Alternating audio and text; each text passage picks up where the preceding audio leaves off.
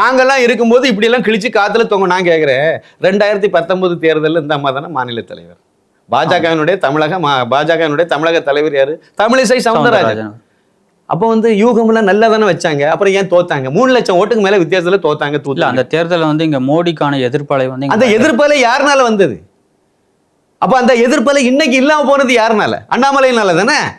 ஏதாவது ஒரு முகாம் நடத்தினாங்களா இந்த அம்மா? இப்ப வந்து தென் சென்னையில நான் அதை பண்ண போறேன், இதை பண்ண, இப்ப வாய்ஸ் அவுடால அடிச்சுட்டு தெரியாங்க. இவங்களுக்கு எதுக்கு வார் ரூம்? இவங்களுக்கு எதுக்கு தனி ஆபீஸ்? இப்ப அவங்க என்னவா இருக்காங்க? ஒரு மெம்பர் பாஜக, அவ்வளவுதானே. அண்ணாமலை சொல்றது தனி கருத்துன்னு இந்த அம்மா சொல்லுது. இந்த ஈர வெங்காயத்துக்கு அதுல என்ன இருக்கு? என்ன அதிகாரம் இருக்கு? அண்ணாமலையை விட சீனியர் மெம்பர்ல என்ன சீனியர்? அப்ப வேற மற்றவங்க எல்லாம் சீனியர் கிடையாதோ? நீ என்ன செய்தாலும் நான் அதுக்கு எதிராக பண்ணுவேங்கிறதான நோக்கம். உங்களால பிஜேபி வளர்க்க முடியல. ஆனா ஒருத்தர் வந்து ஒரு ஆபத் பாந்தவரா ஒருத்தர் வந்து கிடைச்சிருக்காரு, திரு அண்ணாமலை ஐபிஎஸ்.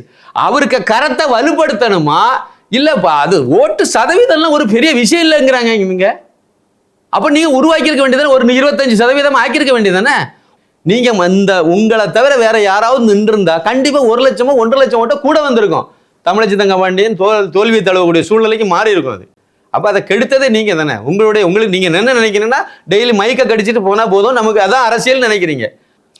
அதாவது இதெல்லாம் அதிகமான ஓட்டு சதவீதம் சும்மா நோட்டாவுக்கு கீழே இருந்தது, ஒரு ஓட்டு பாஜக, இப்படி எல்லாம் சொன்னது இதுக்கு முன்னாடி இருந்த தலைவர்கள். அதில் குறிப்பாக தமிழிசை சவுந்தரராஜன் இருக்கும்போது தான் இந்த கெட்ட பேரெல்லாம் நிறைய பாஜகவுக்கு கிடைச்சிது. இப்போ அதை அவ்வளோத்தையும் உடைச்சி நம்ம 11.24% தூக்கிட்டு வந்தது அண்ணாமலையுடைய சாதனை.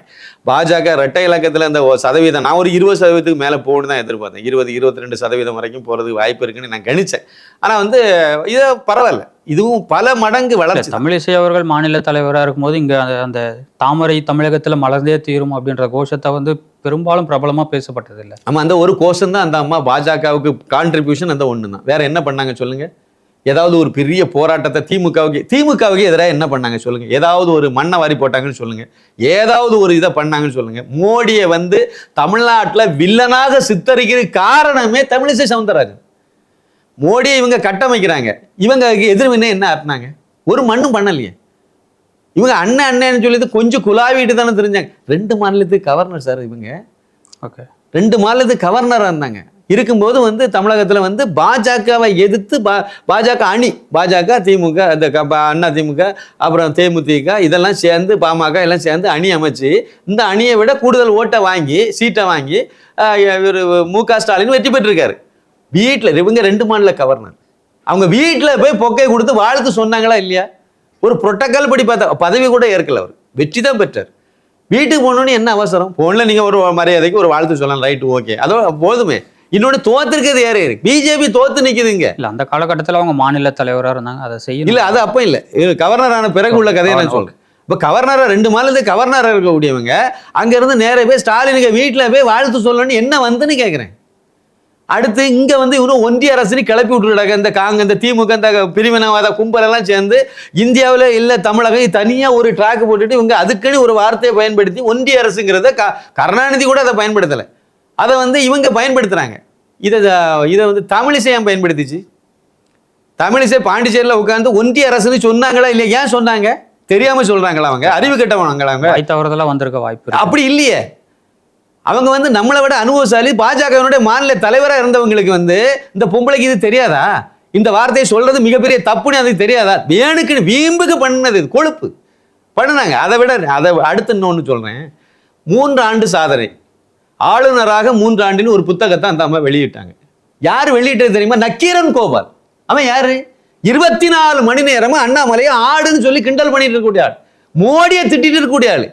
நக்கீரன் கோபால்ல இருந்து எந்த பத்திரிகையாளர்கள்லாம் தமிழகத்தில் கார்த்திகை செல்வன் இன்னைக்கு வந்தவன் போனவன் எவன்லாம் மோடியை பயங்கரமா விமர்சனம் பண்ணிட்டு இருக்கானோ, இழிவுபடுத்திட்டு இருந்தானோ அத்தனை பேரையும் கூட்டி வச்சுதான் அந்த புக்கை வெளியிட்டாங்க. இந்த அம்மாட்ட என்ன இது இருக்குன்னு நீங்க நினைக்கிறீங்க? இவ்வளவுதான்.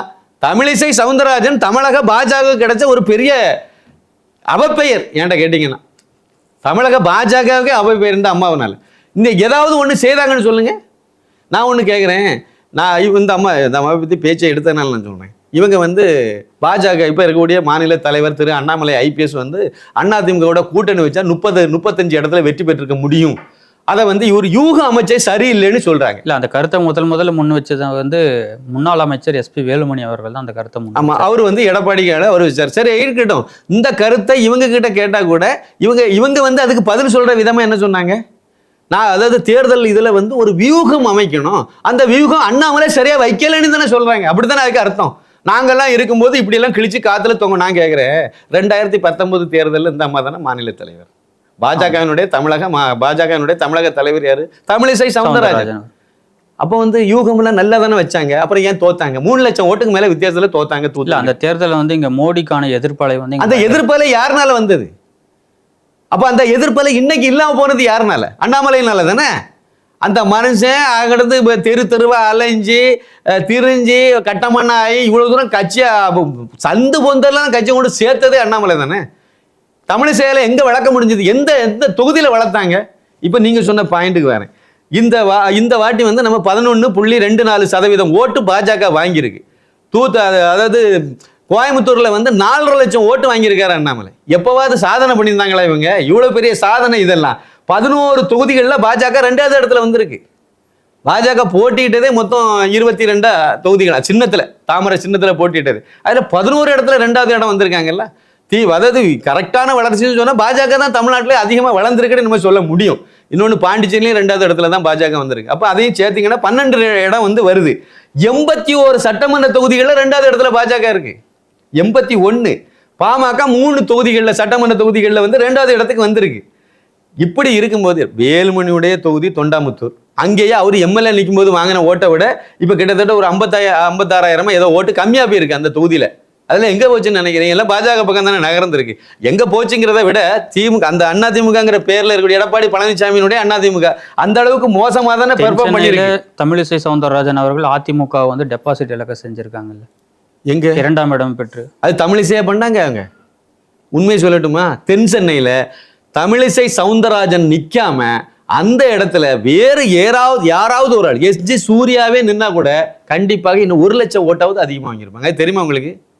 தமிழிசை சவுந்தரராஜனை தவிர கட்சிராஜாவோ இல்லைன்னா SG சூர்யாவோ இன்னொருத்தங்களோ யாராவது எக்ஸோ ஒய்யோ நீங்க நிறுத்தி விட்டுருந்தீங்கன்னா அங்கே நிறைய பேர் போட்டியிடுறதுக்கு வாய்ப்பு கேட்டிருந்தாங்க, நல்லா தெரியும். அந்த இதில் யாராவது ஒரு ஆளை நீங்கள் செலக்ட் பண்ணியிருந்தாங்கன்னா கூட இந்த அளவுக்கு அதிருப்தி இருந்திருக்காது.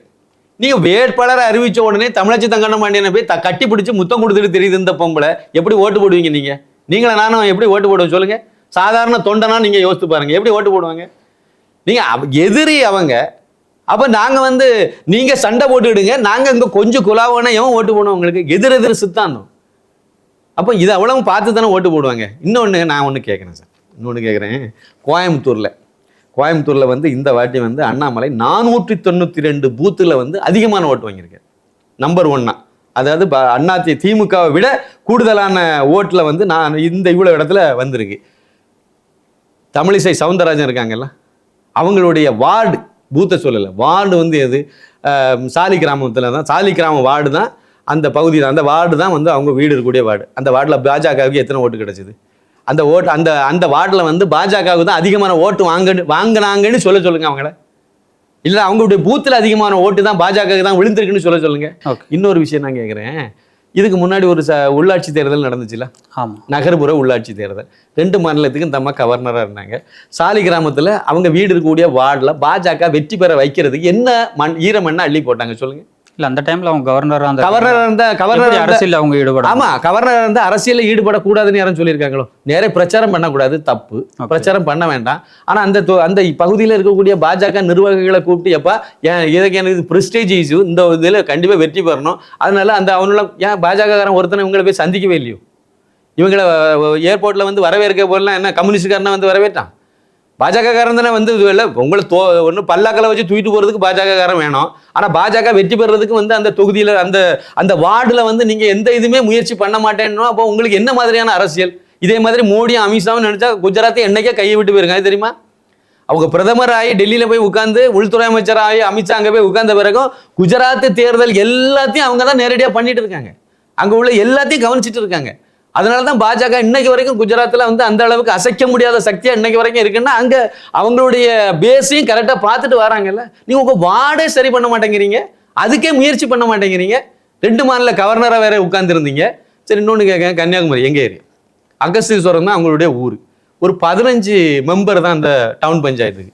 இந்த 15 மெம்பர்ல 8 பேர் வந்து அந்த டவுன் பஞ்சாயத்தினுடைய தலைவர் வந்து பாஜகவாயிருவாங்க. இந்த 15 வார்டு மெம்பர் பாஜகல இருந்து விட்டுருக்காங்கல்ல, அவங்கள வெற்றி பெற வைக்கிறதுக்கு 2 யோசனை சொல்ல முடியாதா? அப்போ அது எதுவுமே பண்ண மாட்டீங்க. ஆனா கன்னியாகுமரி பாராளுமன்ற தொகுதியில வேட்பாளராக நிக்குது கேட்பீங்க. யாரு உங்களுக்கு வேலை செய்வா? அதை சொல்லுங்க. தூத்துக்குடியில் நிற்கிது கேட்பீங்க. அங்கே எதுவுமே 5 வருஷமா போன எலெக்ஷன்ல அங்கே நின்றுட்டு இருந்த அம்மா என்ன சொல்லிச்சு தெரியுமா? எனக்கு வந்து நான் வந்து தோத்தாலும் சரி வெற்றி பெற்றாலும் சரி இந்த தொகுதி முழுக்க நான் ஒரு நீரிழிவு நோயினுடைய டாக்டர் ஸ்பெஷலிஸ்ட். நான் அதில் டாக்டர் அவருடைய ஹஸ்பண்டும் எங்கள் வீட்டுக்காரரும் அதே தான். அதனால நாங்கள் இந்த இதில் நிறைய முகாம்கள்லாம் நிரந்தரமாகவே பண்ணுவேன். பண்ணி அந்த நம்ம மக்களுக்காக நான் உறவுக்காரங்களுக்காக நான் அந்த தூத்துக்குடி பாராளுமன்ற தொகுதிக்குள்ள இதெல்லாம் நிறைய சேவையெல்லாம் பண்ணுவேன்னு சொன்னாங்க. 2 மாநிலத்துக்கு கவர்னர் ஆயிட்டாங்க. அதுக்கு பிறகு 2 மாநில கவர்னர் அப்படின்னு சொல்லும்போது நிறைய ஸ்பான்சர் ஈஸியாக உங்களுக்கு கிடைப்பாங்க. ஒரு அறக்கட்டளை மூலமா இதை செய்யணும்பா, கொஞ்சம் உதவி பண்ணுங்கன்னு சொன்னா நிறைய பேர் உங்களுக்கு அதில் இன்வெஸ்ட் பண்ணுவாங்க. ஏதாவது ஒரு முகாம் நடத்தினாங்களா இந்த அம்மா? இப்போ வந்து தென் சென்னையில் நான் அதை பண்ண போறேன் இதை பண்ணணும் இப்போ வாய்ஸ் அவுடால அடிச்சுட்டு தெரியாங்க. இவங்களுக்கு எதுக்கு வார் ரூம்? இவங்களுக்கு எதுக்கு தனி ஆபீஸ்? இப்போ அவங்க என்னவா இருக்காங்க? ஒரு மெம்பர் பாஜக, அவ்வளவுதானே. எந்த நிர்வாக எந்த பொறுப்பும் கிடையாதுல்ல. அப்புறம் என்ன அண்ணாமலையினுடைய தனி கருத்துன்னு சொல்லிட்டு தெரியும். இது யாரு? அண்ணாமலை மாநில தலைவர். அவருடைய கருத்து தான் கட்சியினுடைய கருத்து. எல்லா கட்சிக்கும் இது பொதுவாக, பாஜகவுக்கும் இதான் விதி. மாநில தலைவர் மற்றவங்க யாராவது சொன்னா கூட தலைவருங்கிற முறையில் இல்லைங்க, அவருடைய தனி கருத்துன்னு சொல்லிட்டு போகலாம். ஆனால் தமிழிசை ஒன்று சொன்னா அதை அண்ணாமலை வந்து அவங்களுடைய தனி கருத்துன்னு சொல்லி போனா அது லாஜிக் ஓகே. அண்ணாமலை சொல்றது தனி கருத்துன்னு இந்த அம்மா சொல்லுது. இந்த ஈர வெங்காயத்துக்கு அதில் என்ன இருக்கு? என்ன அதிகாரம் இருக்கு? அண்ணாமலையை விட சீனியர் மெம்பர்ல என்ன சீனியர்? அப்போ வேற மற்றவங்க எல்லாம் சீனியர் கிடையாதோ? ஹெச்ராஜா சீனியர் கிடையாதோ? இவங்களெல்லாம் விட எப்பவும் இருந்தவங்க 2002 2003 தான் பிஜேபி பக்கமே வந்தாங்க. ஹெச்ராஜா அப்போ எப்பவும் இருந்தே இருக்காரு. இந்த மாதிரி பொன் ராதாகிருஷ்ணன் அவங்கெல்லாம் கிடையாதோ? எஸ்பி குட்டின்னு ஒருத்தர் இப்போ படுக்கையில் இருக்கார், செயல்பட முடியாம படுக்கை. அவங்கெல்லாம் எப்படிப்பட்டாள்? எம்ஆர் காந்தி இவங்கெல்லாம். அப்போ அவங்கெல்லாம் இவங்க பிறகு முன்னாடியே அவரெல்லாம் ஜனசங்கத்தில் இருந்த ஆட்கள். அப்போ அவங்கெல்லாம் முக்கியம் கிடையாது. இது நான் 1-2 பேர் தான் சொன்னேன்.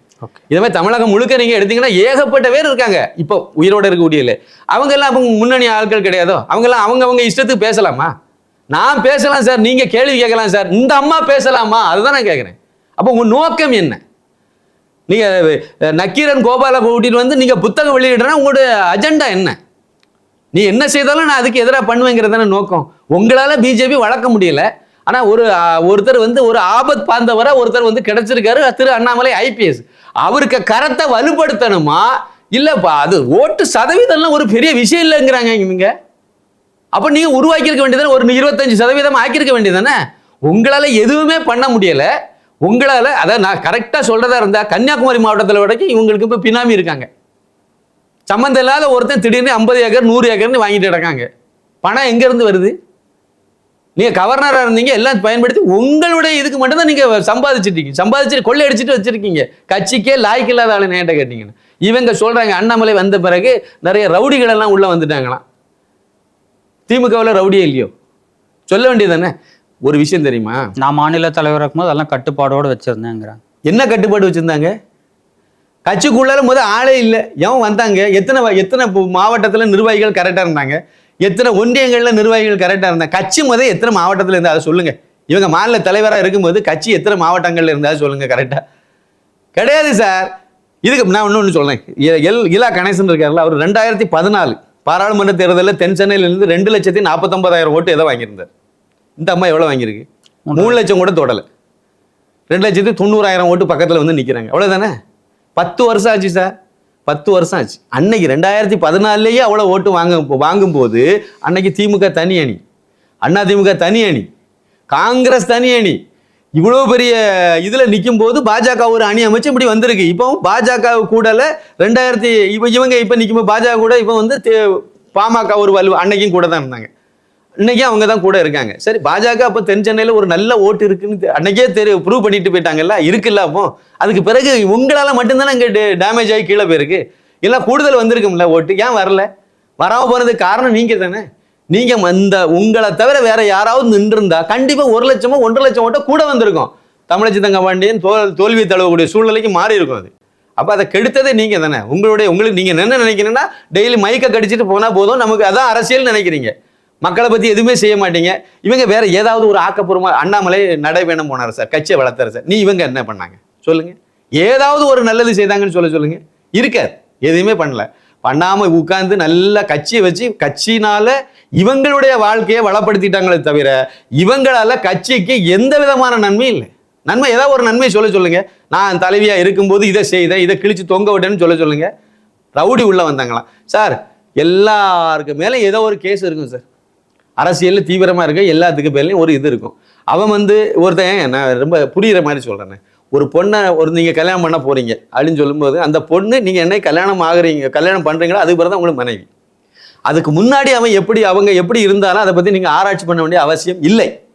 அவங்க இன்னொருத்தங்களை லவ் பண்ணியிருக்காங்க, இல்லைன்னா வேற ஏதோ ஒருத்தங்க மேல ஒரு சின்ன அஃபேர் இருந்துச்சு, அதெல்லாம் ஆராய்ச்சி பண்ணி நீங்க கல்யாணமே பண்ணது லாய்க்கு இல்லை, கல்யாணம் பண்ண முடியாது. அப்படின்னா உங்களை பத்தி அவங்க ஆராய்ச்சி பண்ண வேண்டியது இருக்கும். என்னைக்கு நீங்க அந்த இல்லறம்ங்கிறதுல தொடங்குறீங்களோ அதுக்கு பிறகு நீங்க அவங்களுக்கு விசுவாசமா இருங்க, அவங்க உங்களுக்கு விசுவாசமா இருக்கணும். நீங்க பிஜேபியில சேர்ந்தவரும் திமுகவுக்குள்ள விசுவாசமா இருக்கீங்க. திமுகல இருந்து வந்த ஒருத்தன் ஏதோ அவன் ஒரு பேக்ரவுண்ட்ல முன்னாடி ஏதோ ஒரு தப்பு பண்ணியிருந்தா கூட பிஜேபிக்கு போற நல்லவனா இருக்காம்ல. வந்த பிறகு அதே ரவுடித்தனத்தை பண்ணானா கட்சியை விட்டு தூக்கிட்டு போறாங்க. 1-2 பேர் தானே சார் அப்படி கூட இருப்பாங்க. ஏதோ மாற்று கட்சியிலேருந்து வரக்கூடிய எல்லாரும் சுத்தமா இருப்பான ஆராய்ச்சி பண்ணி இதை புலல் விசாரணை நடத்தியா நீங்க கட்சியில சேர்க்க முடியும். ஆன்லைன்ல நீங்க அப்ளை பண்ணா கட்சியில மெம்பர், அவ்வளவுதான். அதனால பாஜகனுடைய சிஸ்டமே அப்படித்தானே இருக்கு. ஆன்லைன்ல நீங்க பாட்டு மிஸ்டு கால் கொடுத்தே சேர்ந்துட்டு போயிடலாம். சேர்த்துட்டு நானும் பிஜேபி மெம்பர்னு அவன் பாட்டு சொல்லிட்டு போகலாம்.